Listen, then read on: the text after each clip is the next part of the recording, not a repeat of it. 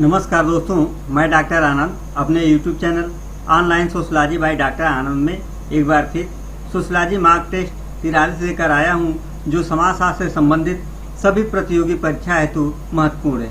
तो आइए देखते हैं आज का पहला सवाल। पहला सवाल है, श्रीनिवास ने अपनी किस पुस्तक में जाति गतिशीलता की प्रक्रिया को व्यक्त करने के लिए संस्कृतिकरण के प्रत्यय का प्रयोग किया है? तो पहला ऑप्शन है marriage and family in Mysore, दूसरा है religion and society among the Coorgs of south India, तीसरा है इंडियाज विलेज और चौथा है social change in modern India. तो आपने सही ऑप्शन का चुनाव कर लिया होगा। इसका जो सही ऑप्शन है वह है B, religion and society among the Coorgs of south India, जो यह पुस्तक 1952 में यह प्रकाशित हुई है, जबकि मैसूर जो पुस्तक है वह 1942 में प्रकाशित हुई है, जबकि इंडियाज विलेज जो है यह 1955 में यह प्रकाशित हुई है, जबकि मॉडर्न इंडिया जो पुस्तक है यह 1966 में यह प्रकाशित हुई है। जबकि इनकी अन्य अवधारणाएं हैं पश्चिमीकरण, ब्राह्मणीकरण, प्रभु जाति, लौकिकीकरण, आधुनिकीकरण एवं वोट बैंक की अवधारणा। ये सभी अवधारणाएं महत्वपूर्ण है जो कई बार प्रतियोगी परीक्षा में पूछे जा चुके हैं। तो आइए देखते हैं अगला सवाल।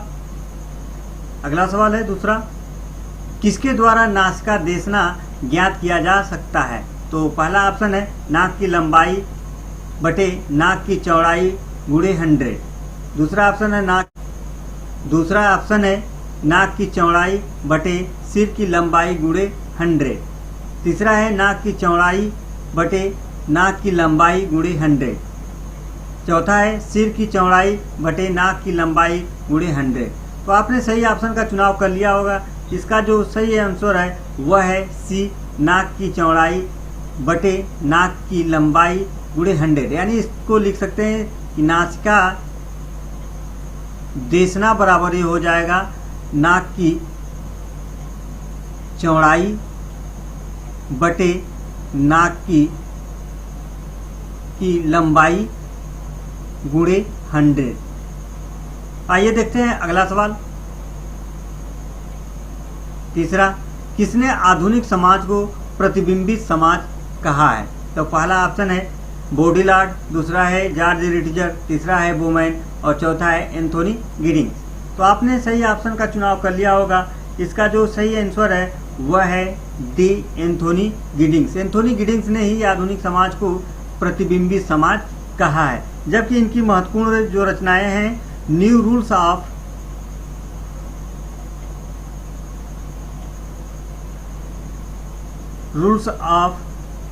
सोशियोलॉजिकल मेथड,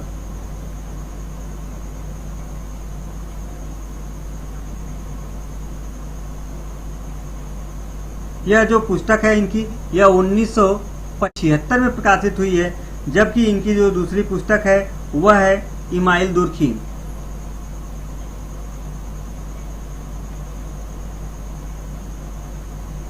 यह जो पुस्तक है इनकी यह 1978 में यह पुस्तक प्रकाशित हुई है। जबकि यह समाजशास्त्र में महती योगदान दिए हैं। इसके साथ साथ वह है संरचनाकरण, समानता की चेतना एवं विलंबित आधुनिकता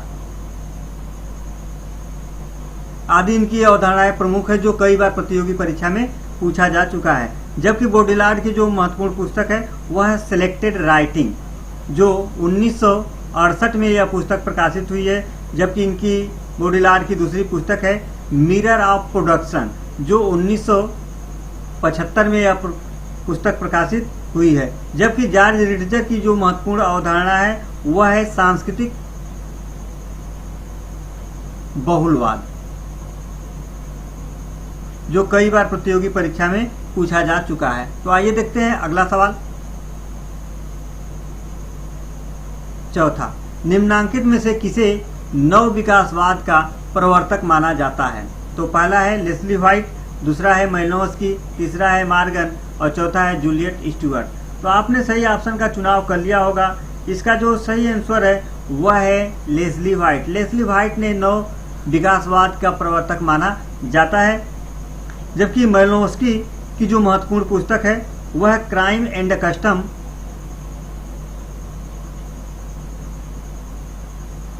इन सेवेज सोसाइटी, जो कई बार प्रतियोगी परीक्षा में आ चुका है। जबकि मेलिनोव्स्की ने खुला प्रथा की अवधारणा को दिया है, जबकि मॉर्गन की जो महत्वपूर्ण पुस्तक है वह है एंशिएंट सोसाइटी।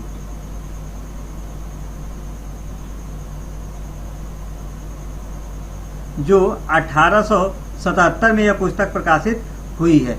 तो आइए देखते हैं अगला सवाल। 5वां, निम्न में से किसने वेबर की विधिवादिता वर्स्टहेन पद्धति की आलोचना किया है? तो पहला ऑप्शन है हैबरमास, दूसरा है पार्सन्स, तीसरा है किंग्सले डेविस और चौथा है गिडिंग्स। तो आपने सही आंसर का चॉइस कर लिया होगा। इसका जो सही आंसर है वह है ए हैबरमास। हैबरमास ने ही वेबर की विधिवादिता यानी वर्स्टहेन पद्धति की आलोचना इन्होंने किया है। इनकी महत्वपूर्ण जो पुस्तक है वह है थ्योरी ऑफ प्रैक्टिस।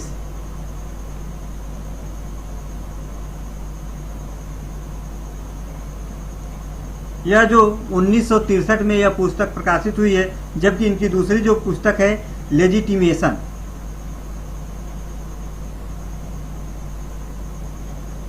यह जो पुस्तक है लेजिटिमेशन क्राइसिस, जो 1973 में यह पुस्तक प्रकाशित हुई है। जबकि पार्सन्स ने समाजशास्त्र में महती योगदान दिया है, जिसमें सामाजिक क्रिया का सिद्धांत, प्रकार्यवाद, रुग्ण भूमिका प्रत्याशा, संस्थाकरण, व्यवस्था विश्लेषण, पैटर्न वेरिएबल एवं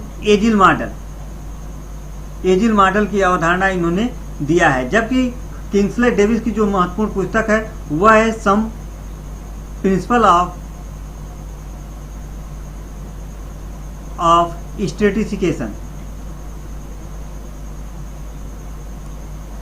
इस पुस्तक में सम प्रिंसिपल ऑफ स्ट्रेटिफिकेशन में ही इन्होंने सामाजिक परिवर्तन का प्रकारात्मक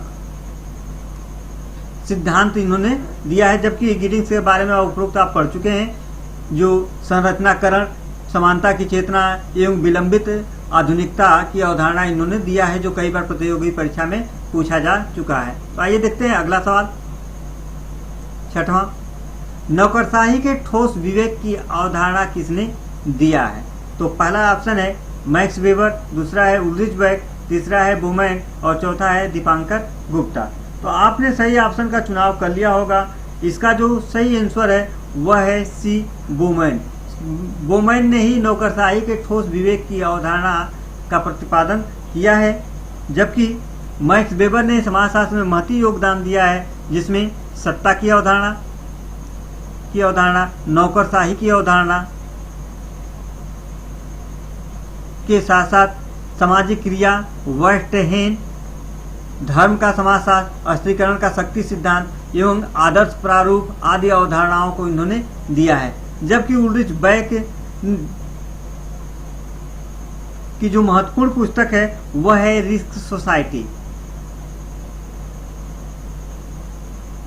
यह जो पुस्तक जो है 1992 में प्रकाशित हुई है, जो कई बार प्रतियोगी परीक्षा में पूछा जा चुका है। तो आइए देखते हैं अगला सवाल। 7वां, यह किसने कहा कि प्रत्येक परिस्थिति एक विशेष प्रकार की भूमिका से संबद्ध रखती है? तो पहला ऑप्शन है बीरिस्टिड, दूसरा है फीचर, तीसरा है रॉबर्ट मर्टन और चौथा है राल्फ लिंटन। तो आपने सही ऑप्शन का चुनाव कर लिया होगा। इसका जो सही आंसर है वह है डी राल्फ लिंटन।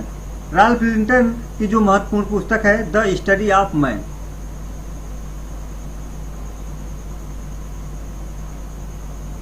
यह पुस्तक जो है 1936 में यह पुस्तक प्रकाशित हुई है, जिसमें लिंटन ने परिस्थिति को दो भागों में बांटा है, प्रदत्त एवं अर्जित परिस्थिति।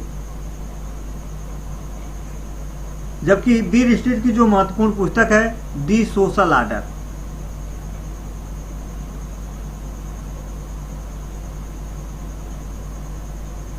आइए देखते हैं अगला सवाल।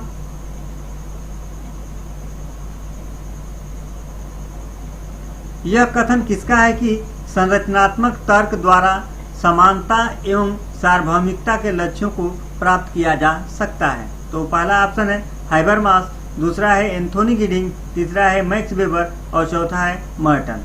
तो आपने सही ऑप्शन का चुनाव कर लिया होगा। इसका जो सही आंसर है वह है ए हाइबरमास। हाइबरमास ने ही कहा था कि संरचनात्मक तर्क द्वारा समानता एवं सार्वभौमिकता के लक्ष्यों को प्राप्त किया जा सकता है, जबकि मर्टन ने समाजशास्त्र में महत्वपूर्ण योगदान दिया है, जिसमें संदर्भ समूह की अवधारणा का इन्होंने क्या किया है, विस्तृत रूप से व्याख्या किया है, जबकि मध्य अभिसीमा सिद्धांत का प्रतिपादन किया है, प्रकार एवं आकार की अवधारणा दिया है एवं भूमिका प्रतिमान, प्रस्थिति प्रतिमान एवं प्रस्थिति श्रृंखला आदि अवधारणाओं को जो दिया है, जो प्रतियोगी परीक्षा की दृष्टि से बहुत ही महत्वपूर्ण है। तो आइए देखते हैं अगला सवाल। 9वां, किसने स्थान, कार्य एवं लोक के आधार पर ही परिवार का अध्ययन किया है? तो इसका पहला ऑप्शन है इरविन गॉफमैन, दूसरा है प्रोफेसर लिपले, तीसरा है ऑकबर्न और चौथा है गिडिंग्स। तो आपने सही आंसर का चॉइस कर लिया होगा।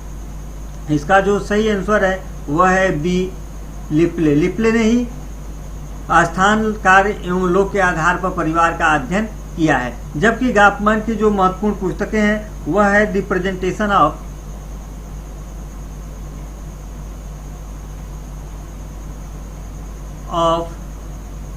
Self in everyday life. यह बहुत ही महत्वपूर्ण पुस्तक है जो कई बार प्रतियोगी परीक्षा में आ चुकी है और यह 1959 में यह पुस्तक प्रकाशित हुई है, जबकि इनकी जो अगली पुस्तक है वह है एसिलम। यह जो पुस्तक है वह 1961 में प्रकाशित हुई है, जबकि इनकी अगली पुस्तक है इनकाउंटर। इनकाउंटर जो 1961 में ये भी प्रकाशित हुई है, जबकि ऑकबर्न की जो महत्वपूर्ण पुस्तक है जो कई बार प्रतियोगी परीक्षा में पूछा जा चुका है वह है सोशल चेंज। यह पुस्तक जो है 1922 में प्रकाशित हुई है, जिसमें सांस्कृतिक विलंबना की अवधारणा दिया है, जबकि गिडिंग्स के बारे में उपरोक्त पढ़ चुके हैं। संरचनाकरण, समानता की चेतना एवं विलंबित आधुनिकता, इन्होंने आदि अवधारणाओं को दिया है। तो आइए देखते हैं अगला सवाल। 10वां, निर्जाति पद्धति शास्त्र के प्रवर्तक कौन है? तो पहला ऑप्शन है हुसर, दूसरा है सूर्य, तीसरा है गारफिंकल और चौथा है समनर। तो आपने सही ऑप्शन का चुनाव कर लिया होगा। इसका जो सही ऑप्शन है वह है सी गारफिंकल। गारफिंकल ने ही निर्जाति पद्धति शास्त्र का प्रवर्तक माने जाते हैं, जबकि हुसल को घटना क्रिया विज्ञान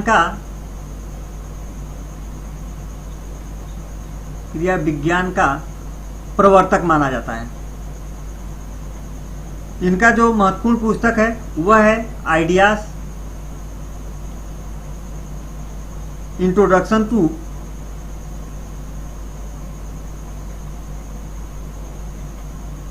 प्योर फेनोमेनोलॉजी। यह बहुत ही महत्वपूर्ण पुस्तक है जो कई बार प्रतियोगी परीक्षा में पूछा जा चुका है, जबकि सूर्य को घटना क्रिया विज्ञान का वास्तविक प्रवर्तक माना जाता है। वास्तविक प्रवर्तक माना जाता है। इनकी जो महत्वपूर्ण पुस्तक है वह है फेनोमेनोलॉजी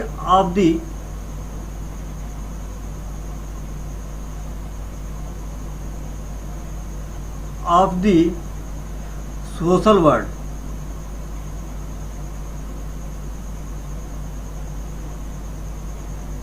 यह पुस्तक जो है 1932 में प्रकाशित हुई है, जबकि गारफिंकल की जो महत्वपूर्ण पुस्तक है स्टडीज इन एथनोमेथोडोलॉजी।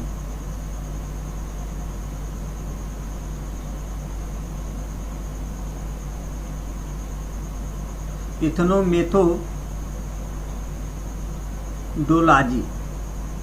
जो कई बार प्रतियोगी परीक्षा में पूछा जा चुका है, जबकि समनर की जो महत्वपूर्ण पुस्तक है वह है फोकवेज। यह पुस्तक जो है 1906 में प्रकाशित हुई है। इसी में संस्था के विकास का इन्होंने उल्लेख किया है। जबकि समाजशास्त्र में फोकवेज को धर्म का समाजशास्त्र पुस्तक माना जाता है। अगला क्वेश्चन 11, निम्न में से किसने समाजशास्त्र को व्यवस्थित रूप प्रदान किया है? तो पहला ऑप्शन है अगस्त काम्टे, दूसरा है इमाइल दुर्कीम, तीसरा है मैक्स वेबर और चौथा है कार्ल मार्क्स। तो आपने सही ऑप्शन का चुनाव कर लिया होगा। इसका जो सही ऑप्शन है वह है बी, इमाइल दुर्कीम। जबकि अगस्त काम्टे ने समाजशास्त्र शब्द की इन्होंने रचना किया और समाजशास्त्र को जो व्यवस्थित रूप प्रदान किया वह है इमाइल दुर्कीम है। इमाइल दुर्कीम की जो महत्वपूर्ण पुस्तकें हैं वह है द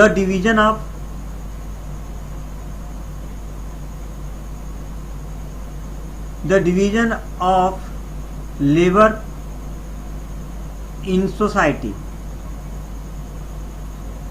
यह जो पुस्तक है 1893 में प्रकाशित हुई, the division of labour in society. जबकि इनकी दूसरी पुस्तक है the rules of sociological method, 1895 में यह पुस्तक प्रकाशित हुई। जबकि इनकी तीसरी पुस्तक है द सुसाइड। यह पुस्तक जो है 1897 में यह पुस्तक प्रकाशित हुई है। जबकि इनकी चौथी पुस्तक है द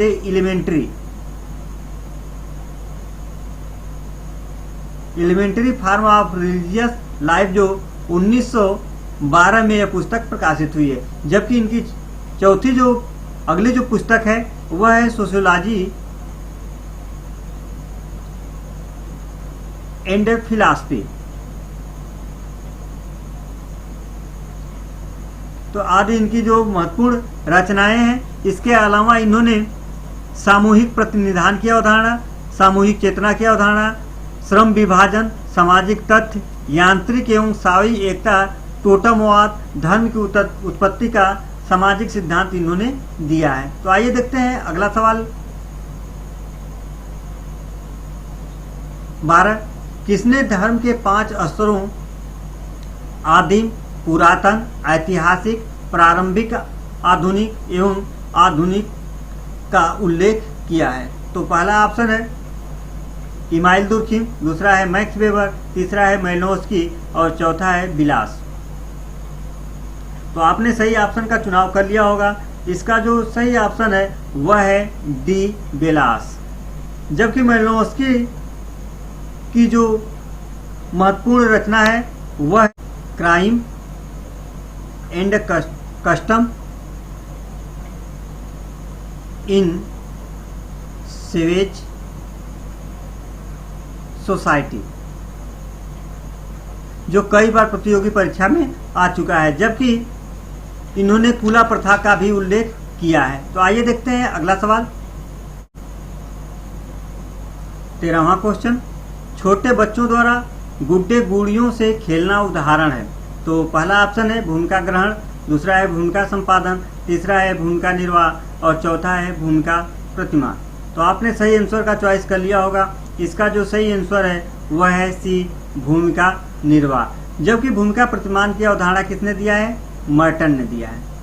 मर्टन ने भूमिका प्रतिमान किसे कहा है?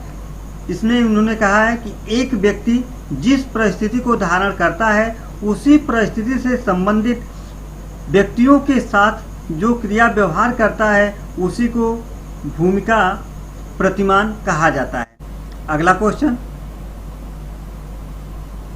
14, किसने 2 प्रकार के कानूनों यथा दमनकारी कानून एवं प्रतिकारी कानून का उल्लेख किया है? तो पहला है मैक्स वेबर, दूसरा है इमाइल दुर्कीम, तीसरा है मेलिनोव्स्की और चौथा है किंग्सले डेविस। तो आपने सही आंसर का चॉइस कर लिया होगा। इसका जो सही आंसर है वह है B, Emile Durkheim. Emile Durkheim ने ही 2 प्रकार के कानूनों दमनकारी कानून एवं प्रतिकारी कानून का उल्लेख इन्होंने किया है। तो दमनकारी कानून किन समाजों में पाया जाता है? तो दमनकारी जो कानून है वह आदिम समाजों में पाया जाता है। आदिम समाजों में जो कानून पाया जाता है वह दमनकारी कानून पाया जाता है। जबकि प्रतिकारी कानून जो पाया जाता है वह आधुनिक समाजों में पाया जाता है। इसके अतिरिक्त किंग्सले डेविस की जो महत्वपूर्ण रचना है वह है सम प्रिंसिपल ऑफ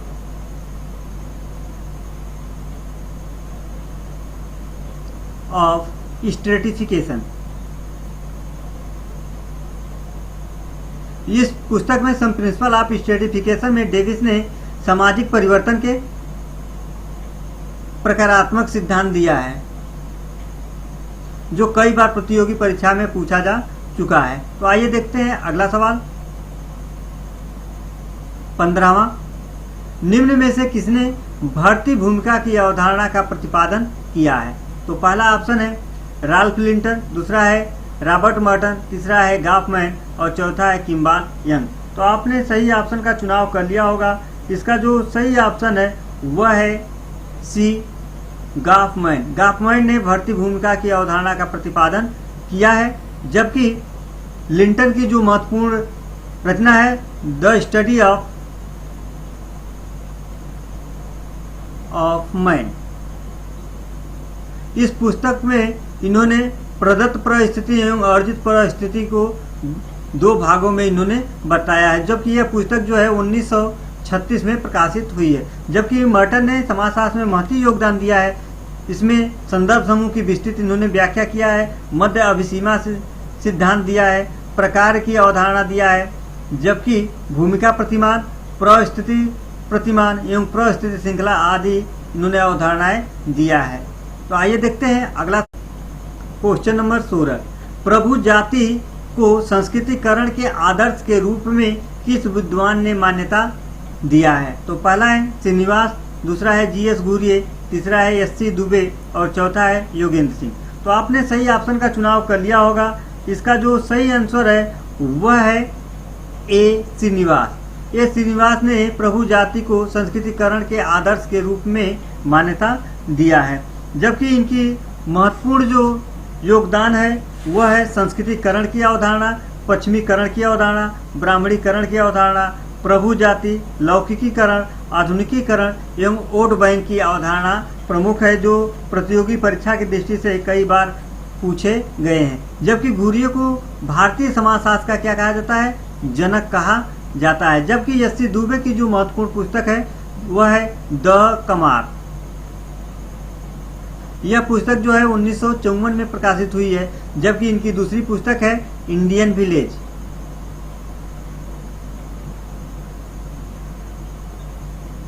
यह पुस्तक जो 1955 में यह पुस्तक प्रकाशित हुई है, जबकि इनकी अगली पुस्तक है इंडिया चेंजिंग विलेज, जो 1958 में यह पुस्तक प्रकाशित हुई है। जबकि योगेंद्र सिंह की जो महत्वपूर्ण पुस्तक है वह है मॉडर्नाइजेशन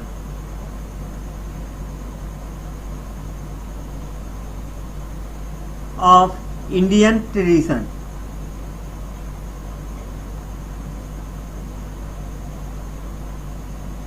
यह बहुत ही महत्वपूर्ण है पुस्तक है, जो कई बार प्रतियोगी परीक्षा में पूछा गया है। तो आइए देखते हैं अगला सवाल 17वां। दी इन्फॉर्मेशन सिटी पुस्तक किसकी है? तो पहला ऑप्शन है उल्रिच बेक, दूसरा है केसेल्स, तीसरा है गॉफमैन और चौथा है जैक डेरिडा। तो आपने सही ऑप्शन का चुनाव कर लिया होगा। इसका जो सही आंसर है वह है बी, केसेल्स। केसेल्स की जो पुस्तक है द इन्फॉर्मेशन सिटी, जबकि उल्रिच बेक की जो महत्वपूर्ण पुस्तक है वह है रिक सोसाइटी। यह पुस्तक जो है 1992 में प्रकाशित हुई है, जबकि जैक डेरिडा ने विखंडनवाद एवं भेद की अवधारणा दिया है, जो कई बार प्रतियोगी परीक्षा में पूछा गया है। आइए देखते हैं अगला सवाल 18वां। सर्वप्रथम संदर्भ समूह की अवधारणा का प्रयोग किसने किया है? तो पहला ऑप्शन है हाइमन, दूसरा है रॉबर्ट मर्टन, तीसरा है मैक्स वेबर और चौथा है पेरेटो।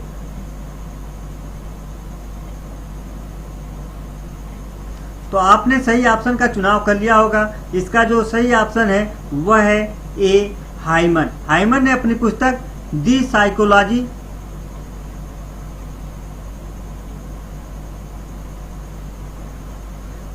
ऑफ स्टेटस, जो 1942 में यह पुस्तक प्रकाशित हुई है, इसी में हाइमन ने सबसे पहले संदर्भ समूह की अवधारणा का प्रतिपादन किया है और उसकी विस्तृत व्याख्या जो मर्टन ने किया है, जबकि मैक्स वेबर के बारे में आप ऊपर पढ़ चुके हैं। जबकि पेरेटो ने समाजशास्त्र में महत्वपूर्ण योगदान दिया है, जिसमें अभिजात वर्ग के परिभ्रमण का सिद्धांत,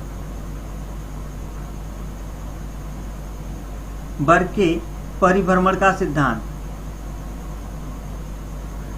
इसके अतिरिक्त तार्किक एवं अतार्किक क्रियाएं, अवशेषों की अवधारणा, विशिष्ट चालक की अवधारणा, भ्रांत तर्क की अवधारणा, अभिजन का संचार, फासीवाद का भविष्यवक्ता, बुजुर्गा समाज का कार्ल मार्क्स, गणितीय समाजशास्त्र का संस्थापक इनको कहा जाता है। किसका?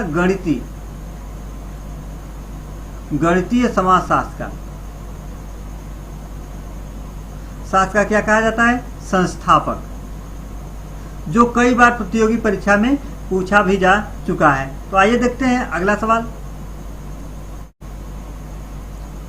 19वां सवाल, निम्न में से कौन सा कथन सही नहीं है? एक समुदाय ऐसे लोगों से निर्मित होता है, पहला ऑप्शन है जो एक निश्चित भूभाग में रहते हैं, दूसरा ऑप्शन है जिनमें सहयोग एवं संगठन पाया जाता है, तीसरा है जिनमें सामुदायिक भावना पाई जाती है, और चौथा है जो किसी विशेष उद्देश्य के साथ साथ रहते हैं। तो आपने सही ऑप्शन का चुनाव कर लिया होगा।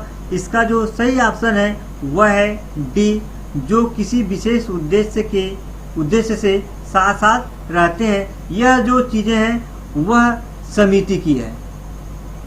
तो जो समुदाय के लिए पूछा गया है वह है कि किसी निश्चित भौगोलिक क्षेत्र में रहने वाले लोगों में जब सामुदायिक भावना पाई जाती है तो उसी को समुदाय कहा जाता है। यानी ए, बी और सी जो है समुदाय की यह विशेषता है, जबकि डी जो है वह समिति की विशेषता है। तो आइए देखते हैं अगला सवाल। 20वां, निम्नलिखित में से किस विद्वान ने वर्ग विषमता को नगर का लक्षण माना है? तो पहला ऑप्शन है कार्ल मार्क्स, दूसरा है मैक्स वेबर, तीसरा है बोगार्डस और चौथा है अल्थुजर। तो आपने सही ऑप्शन का चुनाव कर लिया होगा। इसका जो सही आंसर है वह है सी, बोगार्डस। बोगार्डस ने ही वर्ग विषमता को नगर का लक्षण कहा है, जबकि मार्क्स जो है समाजशास्त्र में महत्वपूर्ण योगदान दिया है, जिस मार्क्स को आर्थिक निर्धारणवादी कहा जाता है। इसके साथ इन्होंने अतिरिक्त मूल्य का सिद्धांत, वर्ग संघर्ष का सिद्धांत, ऐतिहासिक भौतिकवाद, द्वंद्वात्मक भौतिकवाद, अलगाव की अवधारणा एवं प्रेक्सिस की अवधारणा इन्होंने दिया है, जो प्रतियोगी परीक्षा की दृष्टि से बहुत ही महत्वपूर्ण है। द एंशिएंट सोसाइटी जो 1877 में प्रकाशित हुई थी, यह पुस्तक किस विद्वान की है? तो यह पुस्तक का नाम हमें कमेंट के रूप में आपको देना है। तो अगर मेरे चैनल द्वारा बताई गई चीज़ें अगर आपको प्रभावित करती हैं तो मेरे channel online sociology by doctor Anand को लाइक करें, सब्सक्राइब करें और मित्रों के साथ शेयर करें, जिससे कि मैं और अच्छा से अच्छा मार्क टेस्ट लेकर आ सकूं। धन्यवाद।